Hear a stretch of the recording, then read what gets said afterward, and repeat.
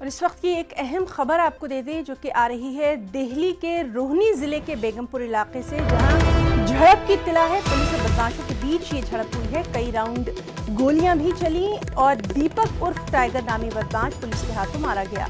झड़प में 2 पुलिस एहलकारों के भी जख्मी होने की इत्तला आ रही है। तो अहम खबर दिल्ली के रोहनी इलाके के बेगमपुर से है, जहां पुलिस और बदमाशों के बीच झड़प हुई। कई राउंड गोलियां चली। दीपक उर्फ टाइगर नामी बदमाश पुलिस के हाथों मारा गया और 2 पुलिस एहलकार जख्मी बताए जा रहे हैं।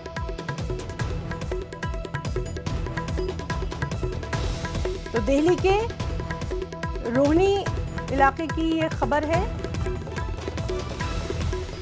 बेगमपुर नाम के इलाके में झड़प हुई। पुलिस और बदमाशों के बीच ये झड़प हुई।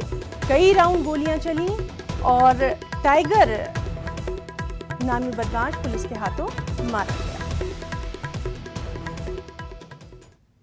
तो आज की ताज़ा खबर में फिलहाल इतना ही। आदाब।